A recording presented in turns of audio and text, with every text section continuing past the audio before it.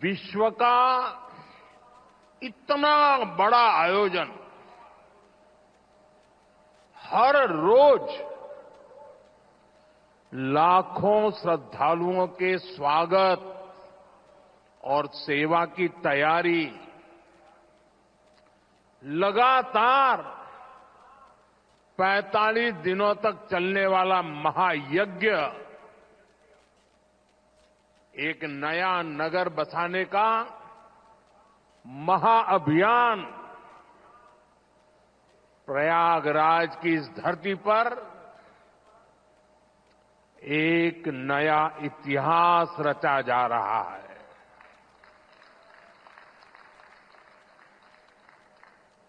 अगले साल महाकुंभ का आयोजन देश की सांस्कृतिक आध्यात्मिक पहचान को नए शिखर पर स्थापित करेगा और मैं तो बड़े विश्वास के साथ कहता हूं, बड़ी श्रद्धा के साथ कहता हूं, अगर मुझे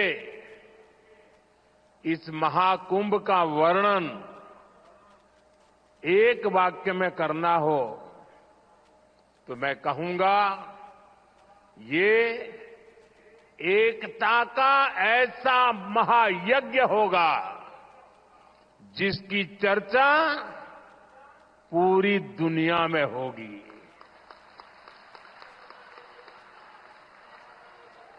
मैं इस आयोजन की भव्य और दिव्य सफलता की आप सभी को शुभकामनाएं देता हूं। साथियों, हमारा भारत पवित्र स्थलों और तीर्थों का देश है।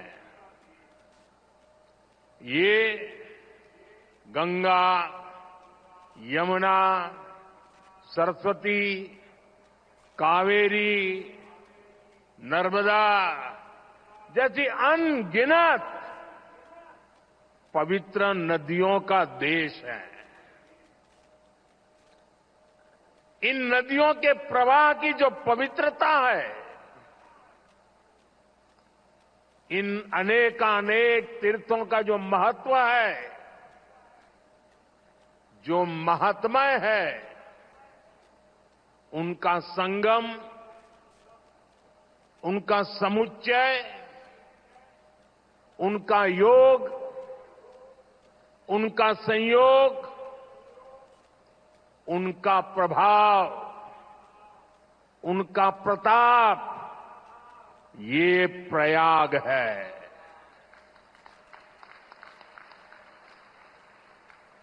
ये केवल 3 पवित्र नदियों का ही संगम नहीं है। प्रयाग के बारे में कहा गया है, माघ मकरगत रवि जब होई, तीरथ पति ही आव सब कोई। अर्थात जब सूर्य मकर में प्रवेश करते हैं, सभी दैवीय शक्तियां, सभी तीर्थ, सभी ऋषि, महर्षि, मनीषी प्रयाग में आ जाते हैं। ये वो स्थान है जिसके प्रभाव के बिना पुराण पूरे नहीं होते। प्रयागराज वो स्थान है जिसकी प्रशंसा वेद की ऋचाओं ने की है।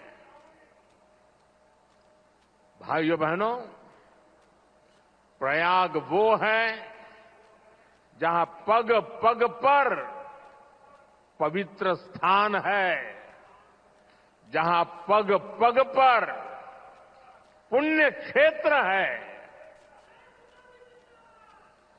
त्रिवेणीम माधवम सोमम भरद्वाजम च वासुकिम वंदे अक्षयवटम शेषम प्रयागम तीर्थनायकम।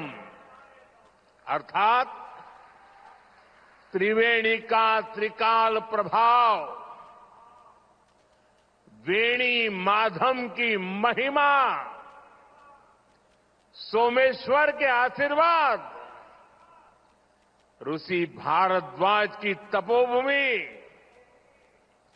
नागराज वासुकी का विशेष स्थान, अक्षय वट की अमरता और शेष की अशेष कृपा, ये है हमारा तीर्थराज प्रयाग।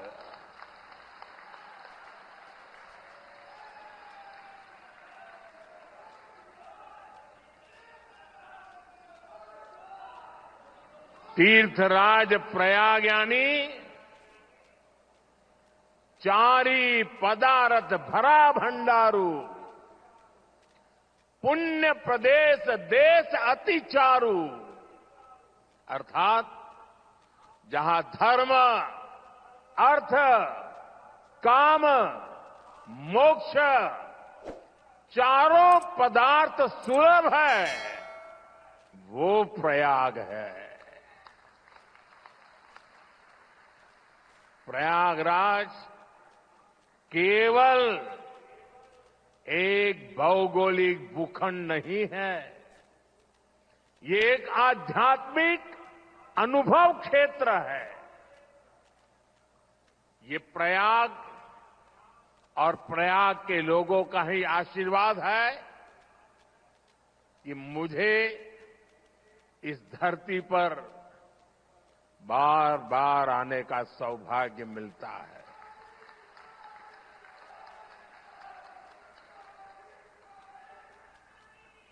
पिछले कुंभ में भी मुझे संगम में स्नान करने का सौभाग्य मिला था और आज इस कुंभ के आरंभ से पहले मैं एक बार फिर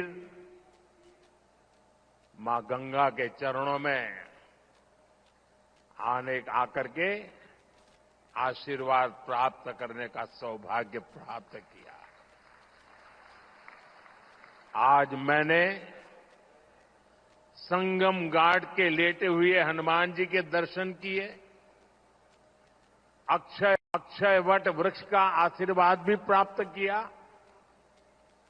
इन दोनों स्थलों पर श्रद्धालुओं की सहूलियत के लिए हनुमान कॉरिडोर और अक्षयवट कॉरिडोर का निर्माण हो रहा है।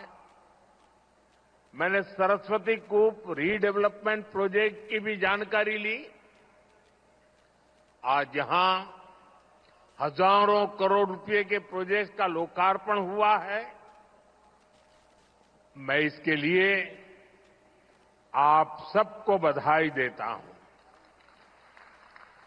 साथियों, महाकुंभ हजारों वर्ष पहले से चली आ रही हमारे देश की सांस्कृतिक आध्यात्मिक यात्रा का पुण्य और जीवंत प्रतीक है। एक ऐसा आयोजन जहां हर बार धर्म, ज्ञान, भक्ति और कला का दिव्य समागम होता है।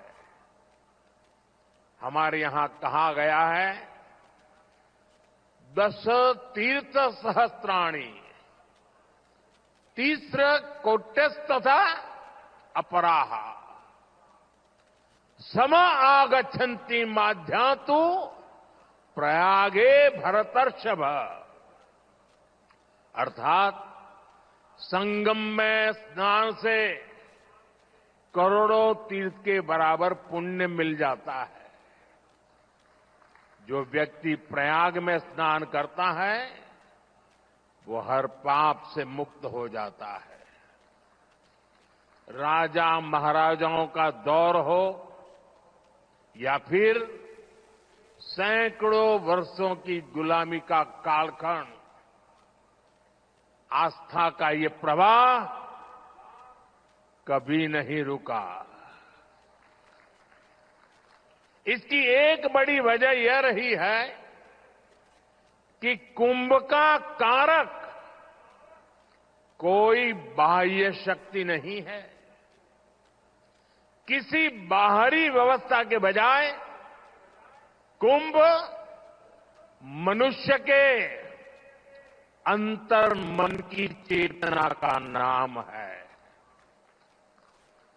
ये चेतना स्वतः जागृत होती है। यही चेतना भारत के कोने कोने से लोगों को संगम के तट तक खींच लाती है। गांव, कस्बों, शहरों से लोग प्रयागराज की ओर निकल पड़ते हैं। सामूहिकता की ऐसी शक्ति, ऐसा समागम शायद ही कहीं और देखने को मिले। यहां आकर संत महंत, ऋषि मुनि, ज्ञानी विद्वान, सामान्य मानवी सब एक हो जाते हैं। सब एक साथ त्रिवेणी में डुबकी लगाते हैं। यहां जातियों का भेद खत्म हो जाता है, संप्रदायों का टकराव मिट जाता है। करोड़ों लोग एक ध्येय, एक विचार से जुड़ जाते हैं। इस बार भी महाकुंभ के दौरान यहां अलग अलग राज्यों से करोड़ों लोग जुटेंगे। उनकी भाषा अलग होगी, जातियां अलग होगी, मान्यताएं अलग होगी, लेकिन संगम नगरी में आकर वो सब एक हो जाएंगे। और इसलिए मैं फिर एक बार कहता हूं, ये महाकुंभ एकता का महायज्ञ है, जिसमें हर तरह के भेदभाव की आहुति दी जाती है। यहां संगम में डुबकी लगाने वाला हर भारतीय एक भारत श्रेष्ठ भारत की अद्भुत तस्वीर प्रस्तुत करता है। साथियों, महाकुंभ की परंपरा का सबसे अहम पहलू ये है कि इस दौरान देश को दिशा मिलती है। कुंभ के दौरान संतों के वाद में, संवाद में, सार्थार्थ में, शास्त्रार्थ के अंदर देश के सामने मौजूद अहम विषयों पर, देश के सामने मौजूद चुनौतियों पर व्यापक चर्चा होती है। और फिर संत जन मिलकर राष्ट्र के विचारों को एक नई ऊर्जा देते थे, नई राह भी दिखाते थे। संत महात्माओं ने देश से जुड़े कई महत्वपूर्ण निर्णय कुंभ जैसे आयोजन स्थल पर ही लिए हैं। जब संचार के आधुनिक माध्यम नहीं थे, तब कुंभ जैसे आयोजनों ने बड़े सामाजिक परिवर्तनों का आधार तैयार किया था। कुंभ में संत और ज्ञानी लोग मिलकर समाज के सुख दुख की चर्चा करते थे, वर्तमान और भविष्य को लेकर चिंतन करते थे। आज भी कुंभ जैसे बड़े आयोजनों का महात्म्य वैसा ही है। ऐसे आयोजनों से देश के कोने कोने में समाज में सकारात्मक संदेश जाता है। राष्ट्र चिंतन की ये धारा निरंतर प्रवाहित होती है। इस आयोजन के नाम अलग अलग होते हैं, पड़ाव अलग अलग होते हैं, मार्ग अलग अलग होते हैं, लेकिन यात्री एक होते हैं, मकसद एक होता है।